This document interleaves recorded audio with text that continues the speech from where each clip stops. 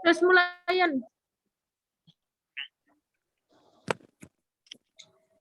Assalamualaikum warahmatullahi wabarakatuh.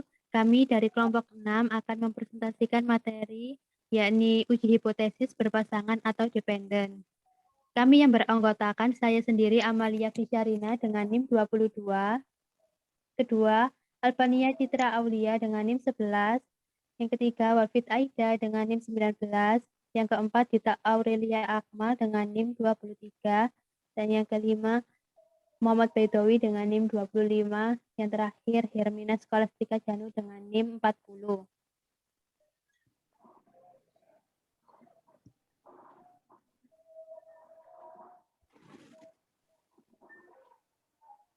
Uji hipotesis merupakan cabang ilmu statistika inferensial yang dipergunakan untuk menguji kebenaran suatu pernyataan secara statistik dan menarik kesimpulan apakah menerima atau menolak pernyataan tersebut. Pernyataan atau asumsi sementara yang dibuat untuk diuji kebenarannya tersebut dinamakan dengan hipotesis atau hipotesa. Hipotesis statistik adalah pernyataan atau dugaan mengenai satu hal atau lebih populasi.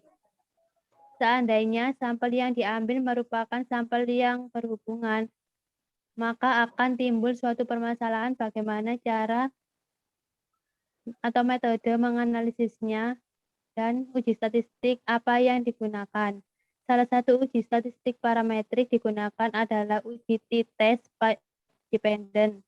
Tujuannya yaitu untuk membandingkan rata-rata dua grup yang saling berpasangan, di mana sebuah sampel dengan subjek yang sama namun mengalami dua perlakuan atau pengukuran yang berbeda, yaitu pengukuran sebelum dan sesudah dilakukan sebuah treatment.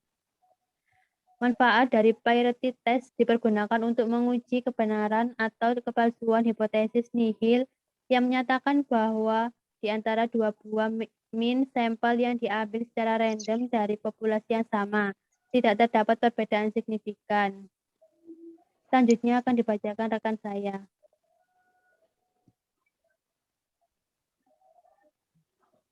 Langkah-langkah uji hipotesis T-dependent. Yang pertama yaitu menentukan hipotesis yang digunakan. H0 sama dengan μ1 sama dengan μ2. Tidak terdapat perbedaan yang signifikan antara sebelum dan sesudah perlakuan. Kemudian H1 sama dengan μ1 tidak sama dengan μ2. Terdapat perbedaan yang signifikan antara sebelum dan sesudah. Kemudian yang kedua, menetapkan titik kritis atau tingkat kesalahan yaitu A. Yang ketiga, menentukan daerah kritis dengan DB sama dengan N-1. Kemudian yang keempat, menghitung T-tabel atau T sama dengan A per 2. Yang kelima, menghitung standar deviasi SD yaitu sama dengan pangkat 1 per N-1, sigma D pangkat 2, sigma D pangkat 2 per N. Kemudian yang keenam, menghitung atau statistik uji yang dirumuskan T sama dengan X D bar mu0 SB akar N. Kemudian yang ketujuh, putusan sama dengan tolak H0 atau terima H0. Tolak H0 jika T hitung lebih besar dari T tabel. Kemudian yang selanjutnya terima H0 jika T tabel lebih besar dari T hitung. Hipotesis dua arah atau hipotesis dua sisi.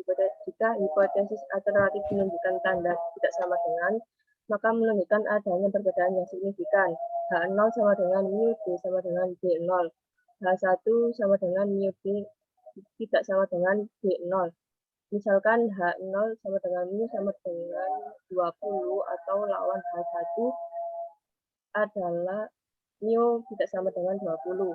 Ini berarti hipotesis alternatifnya memiliki dua definisi, yaitu H1 sama dengan mu kurang mu lebih besar dari 20 atau H1 sama dengan mu lebih kecil dari 20. Hal ini dikarenakan si peneliti menginginkan suatu perbedaan, yaitu apakah berbeda atau tidak.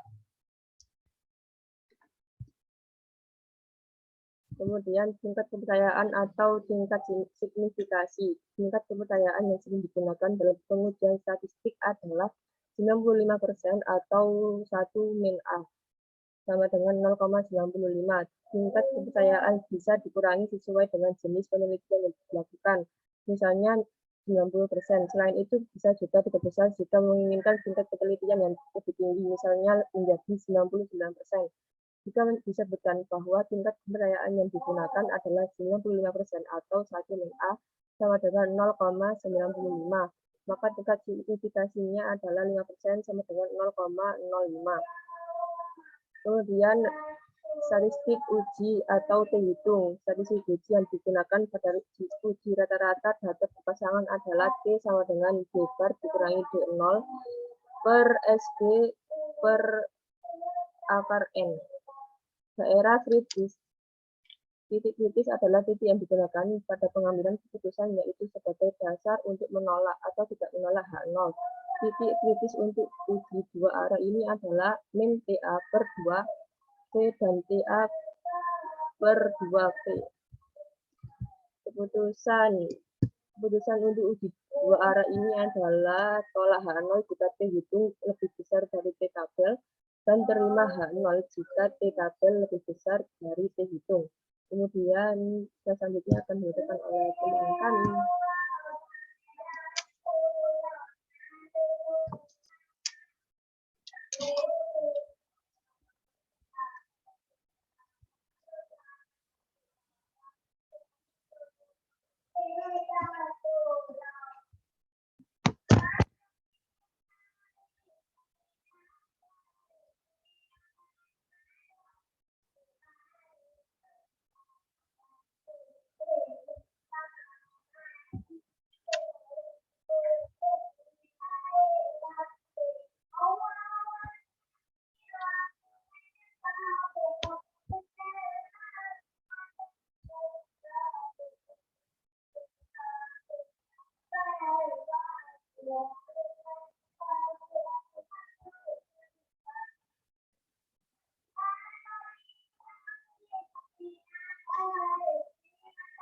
Berikut adalah contoh soal uji independen dari sumber kritis, dan selanjutnya lagi ada contoh soal uji independen sumber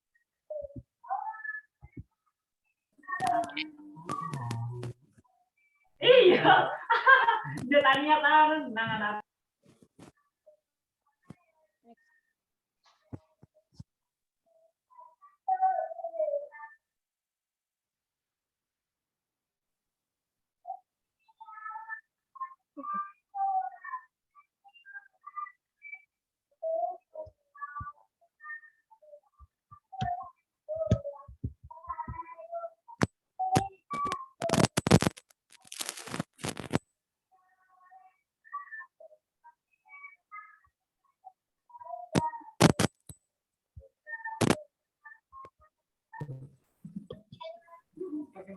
Langkah uji hipotesis T dependen skripsi. Menentukan hipotesis yang digunakan H0 sama dengan mu1 sama dengan mu2, tidak terdapat perbedaan yang signifikan antara hasil belajar sebelum dan sesudah. H1 sama dengan mu1 tidak sama dengan mu2, terdapat perbedaan yang signifikan antara hasil belajar sebelum dan sesudah. 2. Menentukan titik kritis atau tingkat kesalahan, yaitu A sama dengan 5% sama dengan 0,05. 3. Menentukan daerah kritis dengan DP sama dengan N min 1 sama dengan 22 min 1 sama dengan 21. 4. Menghitung T tablet. T sama dengan A per 2, T sama dengan 5% per 2, T sama dengan 0,05 per 2, T 0,25. Lihat di tabel distribusi, sama dengan 2,079. Menghitung standar deviasi SD sama dengan akar 1 per N min 1, buka kurung, sigma D pangkat 2 dikurangi sigma D pangkat 2 per N sama dengan akar 1 per 22 min 1 buka kurung 1907 dikurangi min 191 pangkat 2 per 22 sama dengan akar 1 per 21 buka kurung 1907 dikurangi 36 481 per 22 sama dengan akar 1 per 21 buka kurung 1907 dikurangi 1658,23 akar 1 per 21 buka kurung 248,77 sama dengan akar 11,85 sama dengan 3,4. Nah, menghitung T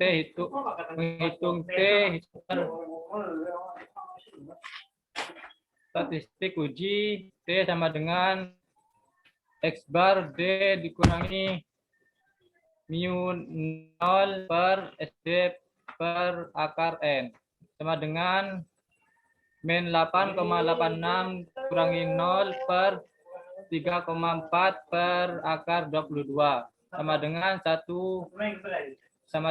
min 8,68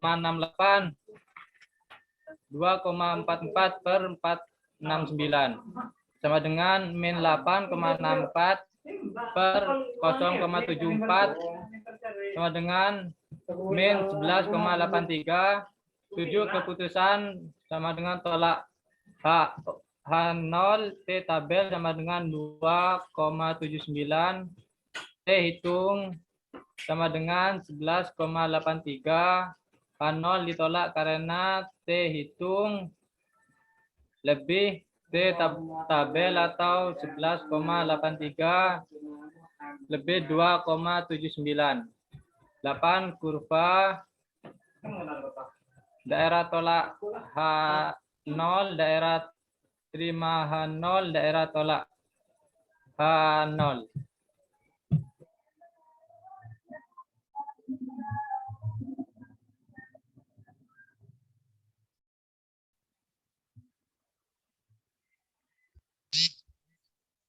Langkah uji hipotesis dependen. Yang pertama, menentukan hipotesis yang digunakan. H0 bagi mu1 sama dengan mu2 atau tidak terdapat perbedaan yang signifikan antara hasil belajar sebelum dan sesudah. H1 sama dengan mu1 tidak sama dengan mu2 atau terdapat perbedaan yang signifikan hasil belajar sebelum dan sesudah. 2. Menetapkan titik kritis atau tingkat kesalahan yaitu alfa sama dengan 5% atau sama dengan 0,05. 3. Menentukan daerah kritis dengan dB sama dengan N kurang 1 sama dengan 20 kurang 1 sama dengan 19. 4. Menghitung T tabel. T sama dengan A per 2, T sama dengan 5% per 2, T sama dengan 0,05 per 2, T sama dengan 0,025, sama dengan 2,093. 5. Menghitung standar deviasi. SD sama dengan 1 per N kurang 1, sigma D pangkat 2, kurang sigma D pangkat 2 per N. Maka diperoleh hasil 5,61. Yang keenam, menghitung T hitung. T sama dengan X per D kurang mu 0 sama dengan per SD per akar N. Maka diperoleh hasil min 3,57. Yang ketujuh, keputusan sama dengan tolak H0. T tabel sama dengan 2,093. T hitung sama dengan 3,57. H0 ditolak karena nilai T hitung lebih besar dari T tabel atau 3,57 lebih besar dari 2,093. Yang ke-8, kurva.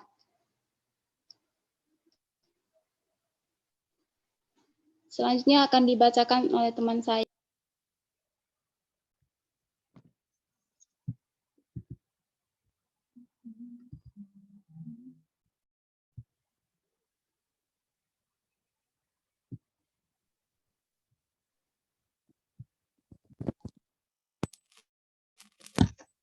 Menggunakan SPSS data pertama atau data skripsi.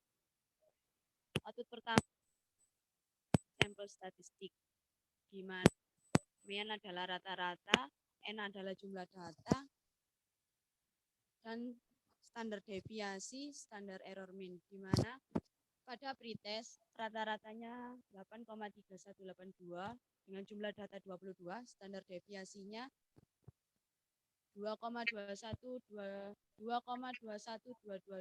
dan standar error mean-nya 0,47165. Sedangkan post ratanya adalah 17,0000 di mana jumlah datanya 22, standar deviasinya 2,69037 dan standar error mean-nya 0,57359. Output kedua yaitu paired sample correlation, di mana ini adalah merupakan data korelasi antara nilai pretest dan post-test dengan jumlah data 22 dengan nilai korelasi sebesar 0,24 dengan nilai signifikansi 0,916. Dengan nilai signifikansi 0,916 dikatakan lebih dari 0,05 dan bisa dikatakan bahwa tidak ada perbedaan yang signifikan dari segi korelasi antara nilai post-test dan pretest dari 22 data yang ada pada skripsi. Output ketiga, paired sample test, di mana ada rata-rata, standar deviasi, standar error mean, 95% confidence interval of the difference lower and upper. T adalah T hitung, di mana DF adalah nilai jumlah data dikurangi 1 dan signification 2 tilde, di mana pretest dan posttest memiliki rata-rata 8,68182, standar deviasinya 3,44185, standar error mean-nya 0,73380, dan nilai T hitungnya min 11,831, DF 22 dikurangi 1 jadi 21 dan sigma 2 tilde-nya 0,000. Dapat dikatakan bahwa nilai pretest dan posttest data pada skripsi adalah memiliki perubahan yang signifikan, di mana nilai signifikansinya 0,000 dan dia kurang dari 0,05.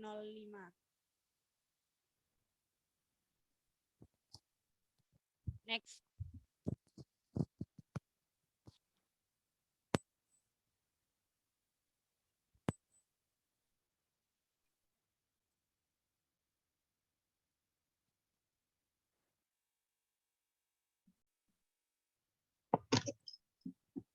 Perhitungan akan SPSS.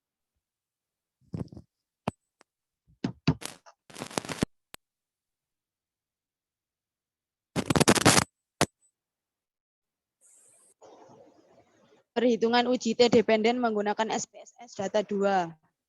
Output pertama, paired sample statistik pretest dengan rata-rata 63, jumlah data 20, standar deviasi 13,38105, standar error mean-nya 2,99209. Post-testnya rata-rata 67,50000, jumlah data 20, standar deviasi 13,38302 dan dengan standar error mean-nya 2,99253.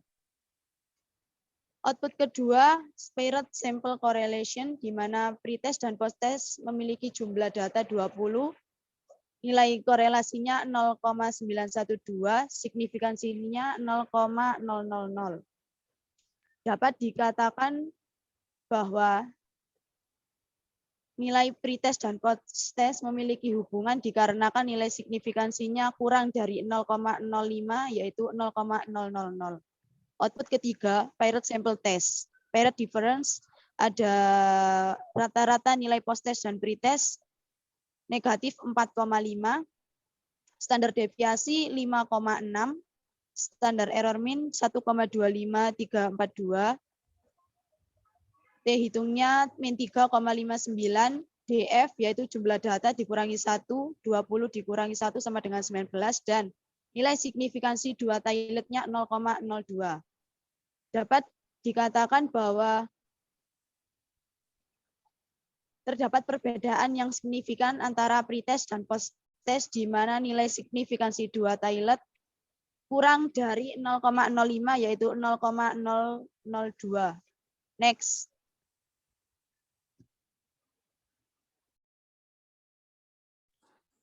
Selanjutnya adalah kesimpulan. Berdasarkan studi kasus yang telah dilakukan, dapat disimpulkan bahwa uji hipotesis berganda atau dependen merupakan jenis uji statistika yang bertujuan untuk membandingkan rata-rata dua sampel yang saling berpasangan. Sampel berpasangan dapat diartikan sebagai sebuah sampel dengan sukses yang sama namun mengalami dua perlakuan atau pengukuran yang berbeda, yaitu pengukuran sebelum dan sesudah dilakukan sebuah treatment. Sekian presentasi dari kelompok kita.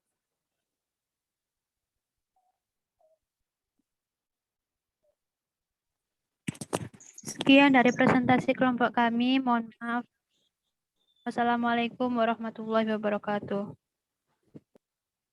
Waalaikumsalam warahmatullahi wabarakatuh.